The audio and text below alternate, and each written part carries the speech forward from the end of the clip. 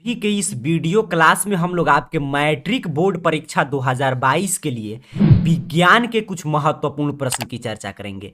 जैसा कि आप सभी जानते हैं कि आपके साइंस का एग्जाम 80 मार्क्स का होता है, जिसमें से 40 मार्क्स तो ठीक है आप ऑब्जेक्टिव से कमांड कर लेंगे, लेकिन 40 मार्क्स आपका सब्जेक्टिव, तभी आप 80 में 80 लाएंगे। और 20 अंक आपका प्रैक्टिकल का एग्जाम हो चुका है, उसमें अगर आपको 20 में 20 मिलेगा तभी आपका 100 में 100 स्कोर आएगा। तो अभी के इस वीडियो में आप लोग के डिमांड पे क्लास अपलोड किया जा रहा है कि 40 अंक का सब ठीक है। ऑब्जेक्टिव तो हम लोग काफी ऑब्जेक्टिव मॉडल पर सीख लिए, लेकिन सब्जेक्टिव कैसे कमांड होगा, तो सिर्फ हम लोग सब्जेक्टिव प्रश्न, गेस प्रश्न की चर्चा करेंगे। वैसे आपके रसायन शास्त्र, आपके भौतिकी शास्त्र, उसके साथ साथ जीव विज्ञान से प्रश्न जिनके पूछे जाने की संभावना इस साल की बोर्ड परीक्षा में सबसे ज्यादा है, उन्हीं सब्जेक्टिव प्रश्न को लेकर समझेंगे, ताकि आपका ये भी 40 अंक कंप्लीट हो। और सब्जेक्टिव याद करने से एक और बेनिफिट ये होता है कि सब्जेक्टिव से ही ऑब्जेक्टिव प्रश्न पूछे जाते हैं। तो अगर आप सब्जेक्टिव याद करके जाते हैं तो ऑब्जेक्टिव आपका ऑटोमेटिक कमांड हो चुका है। तो सिर्फ गेस प्रश्न की चर्चा करेंगे, तो ध्यान से एक एक बात को क्लियर समझिएगा, क्लास में ही प्रश्न याद हो जाएगा। यहाँ पे कुछ छात्रों का प्रश्न रहता है कि सर हमारा एग्जाम सेकंड शिफ्ट में, हमारा विषय कोड है विज्ञान का 212, लेकिन आप जो भी विषय कोड लगाते हैं 112 किया है, सिर्फ फर्स्ट शिफ्ट वाले बच्चों के लिए। देखिए हम लोग जानते हैं कि 50% बच्चों का एग्जाम फर्स्ट शिफ्ट में, 50% सेकंड शिफ्ट में है। तो ये यहाँ पे जो विषय कोड है, यहाँ पे प्रश्न पुस्तिका क्रमांक है, ये सिर्फ आपको समझाने के लिए लगाया जाता है। ये नहीं समझना कि 112 का है, 212 का है। अगर आपका विज्ञान का एग्जाम फर्स्ट शिफ्ट में होगा तो 112, सेकंड शिफ्ट में होगा तो 212 आपका कोड रहेगा। लेकिन जो भी प्रश्न हम लोग लेकर आते हैं, चाहे किसी भी विषय की हम लोग बात करें, तो दोनों शिफ्ट के लिए प्रश्न पत्र महत्वपूर्ण होता है। तो आपका एग्जाम किसी भी शिफ्ट में हो, चाहे आपका 212 कोड या आपका 112 हो, या फर्स्ट शिफ्ट में या सेकंड शिफ्ट में हो, आप दोनों शिफ्ट के छात्रों के लिए प्रश्न महत्वपूर्ण है। तो आपको इसको तैयार करके जरूर जाना है। तो हम लोग ऑब्जेक्टिव प्रश्न, सिर्फ सब्जेक्टिव महत्वपूर्ण प्रश्न की बात करेंगे, प्रश्नों की इस साल की पूछे जाने की संभावना है, उसके साथ साथ और ये भी सीखेंगे किस तरह सब्जेक्टिव आप तैयार करते हैं, तो ऑब्जेक्टिव प्रश्न आप आसानी से सॉल्व कर पाएंगे। तो चलिए पहला क्वेश्चन आ गया आपके सब्जेक्टिव प्रश्न का आपके स्क्रीन पे। प्रश्न कह रहा है कि किसी चालक तार का प्रतिरोध किन कारकों पर निर्भर करता है। प्रश्न आपसे क्या पूछा है कि किसी चालक तार का प्रतिरोध किन किन कारकों पर निर्भर करता है। तो बिल्कुल विज्ञान है, इसमें कोई इधर उधर की बात नहीं, सिर्फ आपको सटीक उत्तर लिखना सीखना है। उत्तर आपको इसी तरह लिखना है कि किसी चालक का प्रतिरोध निम्न बातों पर निर्भर करता है। पहला, तार की लंबाई। दूसरा, तार के अनुप्रस्थ काट का क्षेत्रफल। तीसरा, तार के पदार्थ की प्रकृति पर। ये तीन आप रट कर लिख देंगे, आपका उत्तर कंप्लीट होगा। एग्जामिनर आपको टू द पॉइंट आपका उत्तर देकर आपसे खुश होकर आपको पूरा अंक देगा। क्या पूछा था कि चालक या तार का प्रतिरोध किन किन बातों पर निर्भर करता है, तो ये तार की लंबाई पर, तार के अनुप्रस्थ काट के क्षेत्रफल पर, तार के पदार्थ की प्रकृति पर निर्भर करता है। अब चलिए समझते हैं आपसे ऑब्जेक्टिव किस रूप में पूछा जाता है। तो अगर आप इस चैनल को सब्सक्राइब करके रखे होंगे, डेली शाम 6:30 PM पे अगर आप क्लास करते हैं, तो आपको मालूम है कि काफी मॉडल पेपर की चर्चा की है, जिसमें काफी बार बिहार बोर्ड इसको पूछा था ऑब्जेक्टिव प्रश्न बना के कि किसी चालक प्रतिरोध का तार किन किन कारकों पर निर्भर करता है। ऑप्शन ए पे था तार का लंबाई, 2 पे था तार का अनुप्रस्थ काट का क्षेत्रफल, 3 पर था के पदार्थ की प्रकृति, और 4 पर था इनमें से सभी। तो क्या हम लोग उत्तर टिक करेंगे इनमें से सभी, तो ये याद रखें। तो सोचिए आपका ऑब्जेक्टिव भी कमांड हुआ और सब्जेक्टिव तो ये है ही। उत्तर लिखना भी सीखिएगा और ध्यान से समझते चलिए। दूसरा प्रश्न आपके केमिस्ट्री से है। देखिए प्रश्न क्या कह रहा है कि किन्हीं दो प्रकार की रासायनिक अभिक्रियाओं के नाम लिखें, एक एक उदाहरण देकर समझाइए। अर्थात कितना आप लोग रासायनिक अभिक्रिया के प्रकार पढ़ते हैं केमिस्ट्री के पहले चैप्टर में, कर उसमें से कोई दो जो आपको याद आ रहा हो उसका नाम लिख दीजिए और उसका एक एक उदाहरण दीजिए। मैं चलिए संकेत बिंदु के तौर पे आपको कुछ उत्तर समझा दे रहा हूं, आप कोई भी लिख सकते हैं। जैसे मैंने लिखा संयोजन अभिक्रिया, आप चाहे तो इसका परिभाषा भी लिख सकते हैं कि संयोजन अभिक्रिया में दो या दो से अधिक अभिकारक मिलकर एक प्रतिफल अर्थात उत्पाद का निर्माण करते हैं। उदाहरण कहा था कोयला का दहन जो है संयोजन अभिक्रिया का उदाहरण है। यहाँ पे आप देख पा रहे हैं C+O2 CO2 बना रहा है। यहाँ पे दो जो है आपका अभिकारक है, एक जो है उत्पाद है, तो इसे हम लोग क्या बोलते हैं, संयोजन अभिक्रिया। दूसरा होता है आपका वियोजन अभिक्रिया। तो वियोजन अभिक्रिया में क्या होता है, एक ही अभिकारक होते हैं और वो टूटकर आपका एक से अधिक प्रतिफल बना देते हैं, तो इसे ही हम लोग बोलते हैं वियोजन अभिक्रिया। जैसे देखिए चूना पत्थर है CaCO3, यहाँ पे एक अभिकारक है, टूटकर जो है CaO+CO2 दो प्रतिफल बना रहा है, तो वियोजन हो गया। आप जरूर नहीं कि संयोजन वियोजन ही लिखेंगे, आप कोई भी लिख सकते हैं। विस्थापन, द्विविस्थापन, आपका उदासीनीकरण, जो आपको याद आ रहा है, या आपका उपचयन अपचयन, कोई भी आप दो अभिक्रिया का नाम लिखकर उसका ऐसे रासायनिक समीकरण दे देंगे, उदाहरण दे देंगे, आपका उत्तर कंप्लीट हो जाएगा। तो उत्तर इसी शब्दों में तैयार करके जाना है। अगले प्रश्न की बात करते हैं। अगला प्रश्न देखिए आपसे क्या कह रहा है कि कास्टिक सोडा का आणविक सूत्र लिखें और इसका एक उपयोग भी लिखें। कास्टिक सोडा का पहले आपको फार्मूला बताना है, उसके बाद इसका एक उपयोग आपको लिख देना है। तो उत्तर आपको इसी तरह लिखना है कि कास्टिक सोडा का, देखिए मैं सिर्फ बता रहा हूं कि मैं उत्तर संकेत के तौर पे आपको समझा रहा हूं। आंसर का की पॉइंट है जो आपके आंसर में रहना चाहिए, वही मैं आपको लिखा रहा हूं कि कास्टिक सोडा का आणविक सूत्र NaOH होता है। इसका उपयोग पूछा था तो साबुन तथा अपमार्जक के उत्पादन में। आपको उत्तर लिखना भी सीखना है इस क्लास के माध्यम से। तो ये प्रश्न जैसे ही एग्जाम में आएगा वैसे ही आपको इसी तरह उत्तर लिखना है कि कास्टिक सोडा का आणविक सूत्र NaOH, इसका रासायनिक नाम सोडियम हाइड्रोक्साइड है और इसका उपयोग जो है साबुन तथा अपमार्जक के उत्पादन में किया जाता है। आप इसी तरह विस्तार से उत्तर लिखेंगे, आपको जितना अंक में प्रश्न रहेगा उतना अंक दे दिया जाएगा। देखिए कितना महत्वपूर्ण प्रश्न का आपका रिवीजन हो रहा है इस क्लास के माध्यम से। अगला प्रश्न कह रहा है कि प्रक्रियात्मक समूह या क्रियाशील मूलक क्या है, दो उदाहरण देकर स्पष्ट कीजिए। अर्थात कि पूछा है फंक्शनल ग्रुप का पहले परिभाषा लिखिए, उसके बाद इसका कोई भी दो फंक्शनल ग्रुप का एग्जाम्पल आपको दे देना है। तो उत्तर पहले आपको बिल्कुल इसी तरह लिखना है। पहले आपको कहा था परिभाषा, तो जिस रूप में प्रश्न पूछे उसी रूप में उत्तर देना है। ऐसा आपको इसी तरह लिखना है कि प्रक्रियात्मक समूह या क्रियाशील मूलक विषम परमाणु या उनके समूह जो हाइड्रोकार्बन श्रृंखला में एक या अधिक हाइड्रोजन परमाणु को प्रतिस्थापित कर एक नए यौगिक का निर्माण करते हैं, उसे हम प्रक्रियात्मक समूह या क्रियाशील मूलक कहते हैं। अर्थात कि फंक्शनल ग्रुप किसे कहते हैं, तो जब विषम परमाणु या उनके समूह जो है हाइड्रोकार्बन श्रृंखला में एक या अधिक हाइड्रोजन परमाणु को प्रतिस्थापित कर एक नए यौगिक का निर्माण करते हैं, तो उसे ही हम लोग बोलते हैं कि ये इसके फंक्शनल ग्रुप है। काफी फंक्शनल ग्रुप के बारे में हम लोग पढ़ते हैं, जैसे कि उदाहरण की बात करें, कहा था दो, तो दो मैं यहाँ पे लिख दे रहा हूँ। हाइड्रोक्सिल ग्रुप जिसे हम बोलते हैं सिंगल बॉन्ड OH, और कार्बोक्सिलिक ग्रुप जिसमें बॉन्ड COH जिसे हम लोग अम्ल वाला ग्रुप बोलते हैं। तो कोई भी दो आप फंक्शनल ग्रुप का नाम और ऐसे सूत्र लिख देंगे, आपका उत्तर ऐसे परिभाषा के साथ लिखेंगे तो कंप्लीट हो जाएगा। ये अगले इस साल के लिए महत्वपूर्ण प्रश्न को लेकर समझते हैं। ये भी काफी महत्वपूर्ण प्रश्न है। कह रहा है मेंडलीफ के वर्गीकरण की 3 सीमा लिखिए। जो हम लोग मेंडलीफ के आवर्त सारणी के वर्गीकरण का नियम पढ़ते हैं, तो उसके बाद उसके गुण पढ़ते हैं, उसका दोष पढ़ते हैं, अर्थात लिमिटेशन पढ़ते हैं। वहीं कह रहा है कोई 3 लिमिटेशन जो आपको याद आए लिख दीजिएगा। तो उत्तर आपको इसी तरह लिखना है कि मेंडलीफ की आवर्त सारणी की 3 सीमाएं निम्नलिखित है। पहला है हाइड्रोजन का स्थान मेंडलीफ ने अपने आवर्त सारणी में निश्चित नहीं किया था, अर्थात कि हाइड्रोजन का स्थान निश्चित न होना। हाइड्रोजन का इलेक्ट्रॉनिक विन्यास क्षार धातुओं के जैसा होता है। यहाँ पे देखिए हाइड्रोजन का आउटर मोस्ट ऑर्बिट में एक इलेक्ट्रॉन, यहाँ पे क्षार धातु लिथियम में भी सोडियम में भी एक ही इलेक्ट्रॉन। हाइड्रोजन हैलोजन की तरह द्विपरमाणुक अणु एवं ऋणायन बनाता है। पहला इसका लिमिटेशन है। दूसरा, आवर्त नियम का उल्लंघन करता है। आवर्त सारणी पूर्णतः आवर्त नियम का पालन नहीं करता। अधिक परमाणु भार वाले तत्व कम भार वाले तत्व से पहले रखे गए हैं। तीसरा, मेंडलीफ की आवर्त सारणी में समस्थानिकों का कोई भी निश्चित स्थान नहीं था। इस तरह आप 3 लिख देंगे, आपका उत्तर कंप्लीट हो जाएगा। आपको क्या पूछा था, कोई 3 मेंडलीफ के आवर्त सारणी का लिमिटेशन लिखिए। तो पहला लिमिटेशन था कि हाइड्रोजन के स्थान उसमें निश्चित नहीं था। दूसरा था ये जो मेंडलीफ का आवर्त सारणी था वो आवर्त नियम का उल्लंघन कर रहा था। तीसरा था कि मेंडलीफ के आवर्त सारणी में समस्थानिकों के लिए कोई भी निश्चित स्थान नहीं प्रदान किया गया था। ऐसे आप 3 कोई भी लिमिटेशन जो आपको याद आएगा, या अगर आप याद नहीं किए होंगे तो इसी 3 को याद करके लिखेंगे, एग्जामिनर आपको खुश होकर पूरा अंक देगा। अगले VBI प्रश्न की बात करेंगे। देखिए कितना शानदार प्रश्न है, दीर्घोत्तरीय प्रश्न है। कह रहा है धातु और अधातु में 5 अंतर लिखे, जिसमें 3 भौतिक और 2 रासायनिक गुण को लिखे। मैं शुरू में क्या बताया कि सब्जेक्टिव प्रश्न का उत्तर लिखते समय थोड़ा सा आपको प्रश्न को समझना चाहिए, रूप में उत्तर लिखना चाहिए। कह रहा है धातु और अधातु में आपको 5 अंतर तो लिखना है, लेकिन यह भी ध्यान रखना है कि 3 भौतिक अंतर होना चाहिए और 2 आपका रासायनिक अंतर होना चाहिए। तो उत्तर आपको इसी तरह लिखना है कि भौतिक अंतर, अर्थात कि देखिए इस जिस रूप में मैं यहाँ पे उत्तर बता रहा हूँ, इस रूप में अगर जो छात्र उत्तर लिख कर आएगा उसको पूरा का पूरा अंक मिलेगा, ये फिक्स है। तो पहले आप लिखिएगा यहाँ पे स्टार देकर कि धातु और अधातु में 3 भौतिक अंतर निम्नलिखित है। एक साइड में धातु, एक साइड में अधातु। पहला कि विद्युत और ताप का धातु जो है सुचालक होता है, इसके विपरीत अधातु जो होता है वो विद्युत और ताप के कुचालक होता है। धातु आप जानते हैं तन और आघात वर्ध होता है, वहीं पे अधातु भंगुर होते हैं। धातुओं में धात्विक चमक होता है, अधातु में कोई चमक नहीं होता। इस तरह आप लिख देंगे, आपका उत्तर भौतिक गुण वाला कंप्लीट होगा। क्योंकि आप पढ़े कि जो धातु होते हैं वो आपके इलेक्ट्रिसिटी का और ताप के सुचालक होते हैं, अधातु जो है इसके कुचालक होते हैं, और जो भी सुचालक उन्हें हम अपवाद में पढ़ते हैं जैसे ग्रेफाइट। धातु तन्य होते हैं, अर्थात कि इसका पतला पतला तार के रूप में खींचा जा सकता है।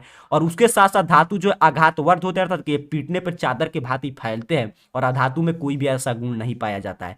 धातु में एक विशेष प्रकार की चमक पाई जाती है जिसे हम लोग धात्विक चमक कहते हैं, अधातु में कोई चमक नहीं होता। आगे कहा रासायनिक गुण इसका लिखिए 2। तो रासायनिक गुण आप कोई भी 2 लिख सकते हैं। जैसे यहाँ पे लिखा गया है कि धातु जो है इलेक्ट्रॉन खोने की प्रवृत्ति होती है और अधातुओं में इलेक्ट्रॉन पाने की प्रवृत्ति होती है।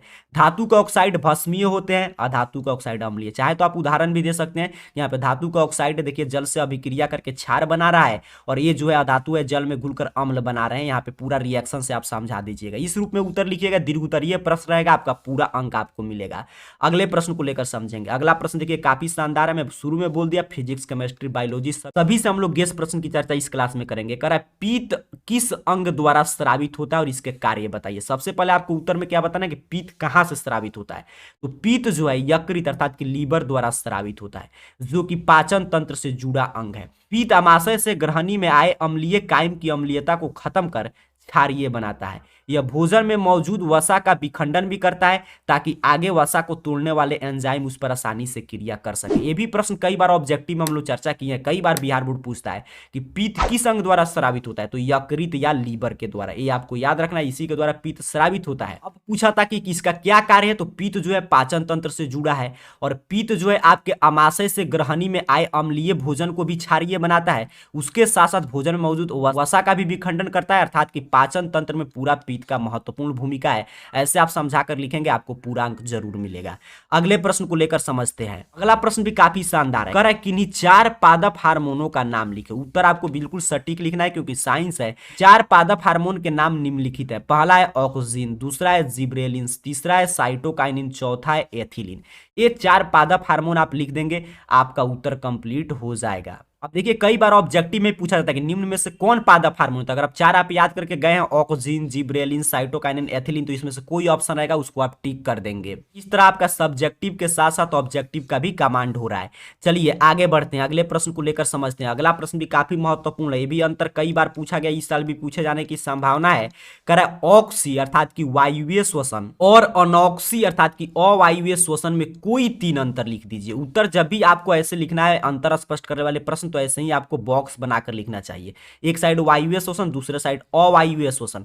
वायुवीय श्वसन जो है ऑक्सीजन की उपस्थिति में होते हैं, वहीं पे अवायुवीय श्वसन ऑक्सीजन की अनुपस्थिति में होता है।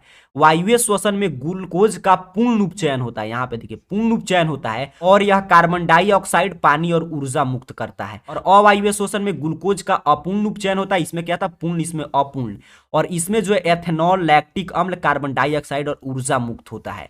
और वायुवीय श्वसन कोशिका द्रव्य और माइटोकॉन्ड्रिया में होता है, और अवायुवीय श्वसन केवल कोशिका द्रव्य में होता है। वायुवीय श्वसन में अधिक ऊर्जा उत्पन्न होता है, लगभग 36 एटीपी, और आपका अवायुवीय श्वसन में कम ऊर्जा उत्पन्न होता है, जैसे 2 एटीपी। अवायुवीय श्वसन ईस्ट में पाया जाता है, और वायुवीय श्वसन की क्रिया मानव अर्थात कि हम लोग करते हैं।